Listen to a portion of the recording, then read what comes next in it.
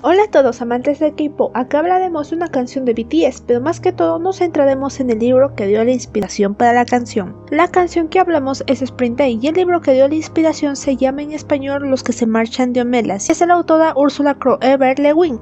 Este es un cuento corto, se podría decir que es un libro de bolsillo, y ahora te preguntarás ¿quién es Úrsula? Nacida el 21 de octubre de 1929 en Berkeley, Ursula Kroeber era hija de Theodora y Alfred Kroeber, escritora de cuentos infantiles y antropólogo respectivamente. Esta autora no la conocía, curioso que mediante BTS la conocí, así que gracias chicos. Se graduó en literatura italiana y francesa de Renacimiento en la Universidad de Columbia. Tras ganar una beca para estudiar en Francia, conoció a Charles Le Guin, historiador, con el que contrajo matrimonio en 1953 en París. En 1958 se establecieron en Portland, Oregón. Tuvieron 3 hijos y de momento 3 nietos. A lo largo de su vida, Ursula Kroeber Le Guin se ha revelado como una activista militante pacifista.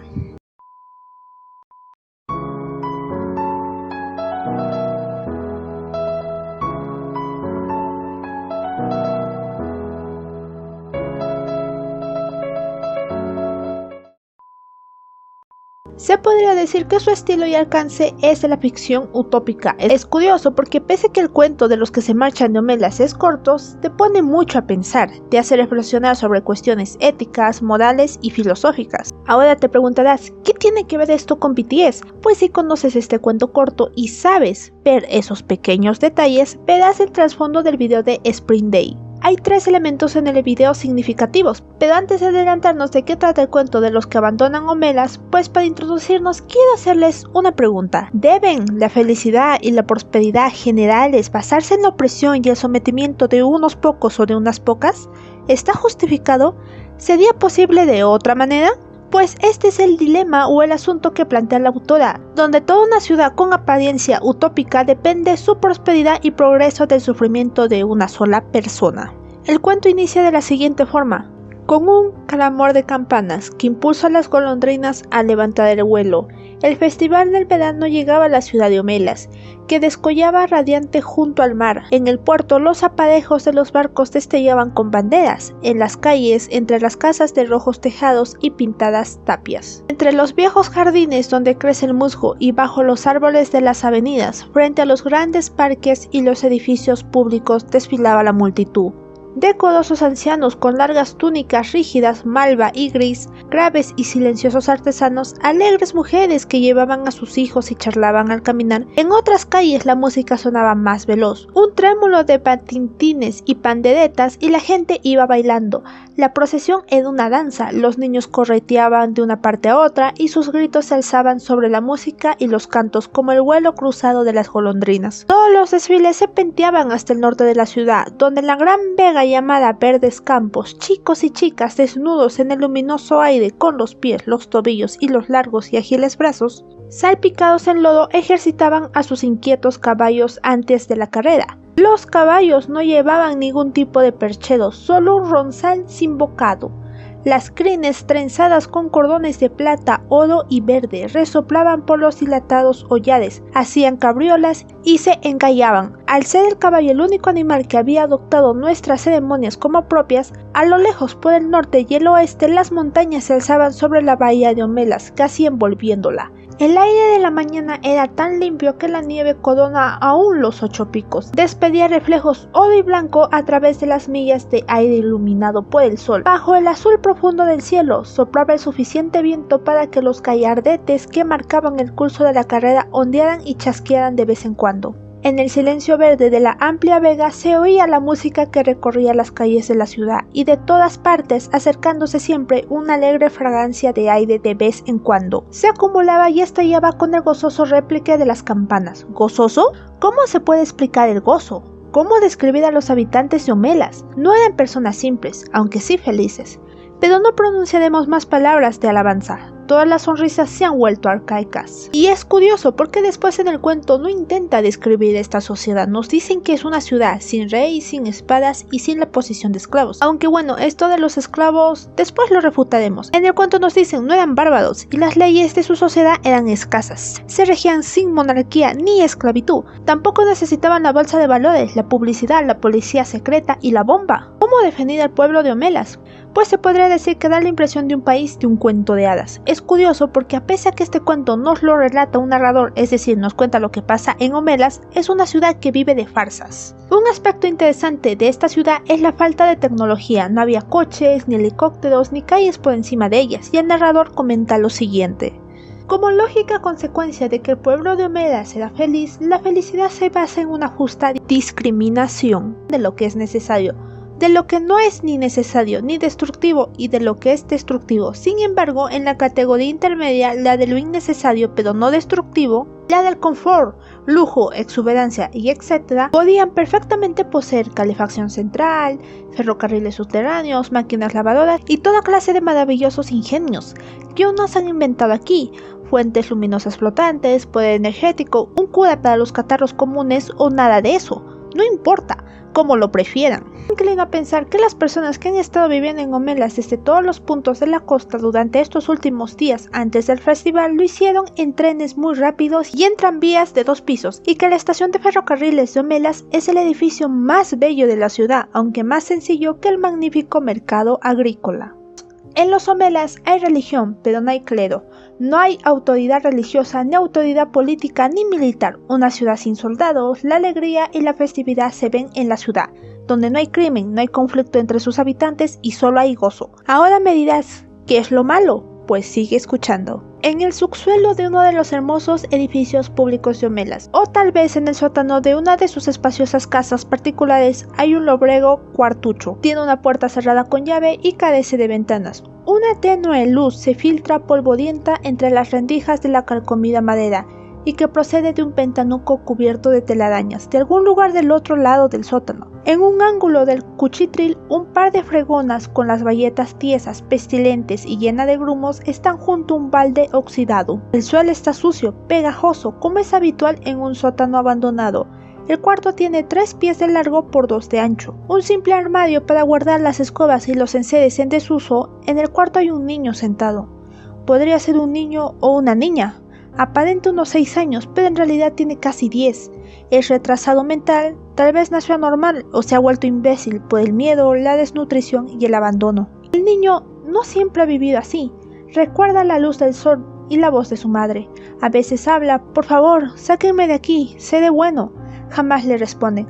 Por las noches el niño gritaba pidiendo auxilio, gritaba muchísimo, pero ahora se limita a un débil quejido y cada vez habla menos. Está tan flaco que las piernas carecen de pantorrillas y tiene el vientre hinchado. Solo se alimenta una vez al día con media escudilla de gachas con cebo.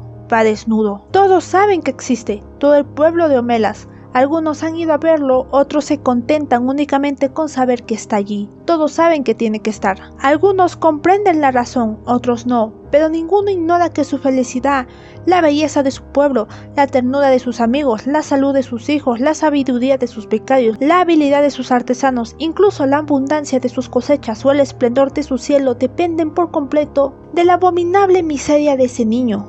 Se lo explican a los niños de 8 a 10 años, siempre que estén capacitados para comprender, y casi todos los que van a verles son adolescentes, aunque con cierta frecuencia también un adulto acude y vuelve para ver al niño. Por muy bien que se lo expliquen, al verlo experimentan un asco que habían creído superar. A pesar de todas las explicaciones, se les advierten furiosos, ultrajados, impotentes. Quisieran hacer algo por ese niño, pero todo es inútil. Qué hermoso sería si sacaran al sol a esa criatura, la limpiaran, le dieran de comer, la cuidasen. Pero si alguien lo hiciera ese día y esa hora, toda la prosperidad, la belleza y la dicha de Homelas quedarían destruidas. Esas son las condiciones. Y es acá donde está lo inquietante, donde la prosperidad de la utopía termina siendo por el sufrimiento de un niño. Acá está lo crudo del asunto. Se puede decir que es como el dilema del tranvía. Un tranvía corre fuera de control por una vía. En su camino se hallan 5 personas atadas a la vía por un villano. Afortunadamente es posible accionar un botón que encaminará el tranvía por una vía diferente. Por desgracia, hay otra persona atada a esta. ¿Debería pulsarse el botón? Pues este dilema es igual o similar a la ciudad de los Homelas, donde el sufrimiento de una persona causa la felicidad de miles. En el caso del tranvía, la muerte de una persona salvaría a 5 personas. Para que me entiendas, imaginemos una sociedad próspera, que funciona maravillosamente bien. No hay crímenes, Hay conflictos, pero esto es gracias a que una de 5 personas está destinada a todo el sufrimiento y las tareas que no quiere nadie. Y no tiene derechos civiles, y no se le considera una persona, se le considera una cosa para ser usada. Como este quinto de esa sociedad tiene que sufrir lo peor, el resto está feliz y satisfecho con su vida. Y la sociedad funciona perfectamente bien, pues básicamente esto sería una sociedad esclavista. En el caso del tranvía sacrificamos a 1 para beneficiar a 5, y este es exactamente el caso de la ciudad de Homelas, donde se sacrifica 1 para beneficiar a miles. Es una sociedad de un esclavo, es una sociedad esclavista, y acá está lo enfermizo e inquietante. A veces, un adolescente, chico o chica que va a ver al niño no regresa a su casa para llorar o enfurecer. No, en realidad no vuelven más a su hogar. Otras, un hombre o una mujer de más edad cae en un mutismo absoluto durante unos días. Bajan a la calle, caminan solos y cruzan sin vacilar las hermosas puertas de Homelas. Siguen andando por las tierras de Labrantio. Cada uno va solo, chico, chica, hombre, mujer. Anochece. El caminante pasa por las calles de la ciudad, ante las casas de ventanas iluminadas y penetra en la oscuridad de los campos. Siempre solos, se dirigen al oeste o al norte, hacia las montañas, prosiguen, abandonan Homelas, siempre adelante y no vuelven. El lugar a donde van es aún menos imaginable para nosotros que la ciudad de la felicidad. No puedo describirlo en absoluto, es posible que no exista. Pero parece que saben muy bien a dónde se dirigen los que se alejan de Homelas. ¿Qué clase de utopía se van marchando los que viven en ella? Pues no estamos hablando de una utopía, hablamos de una distópica.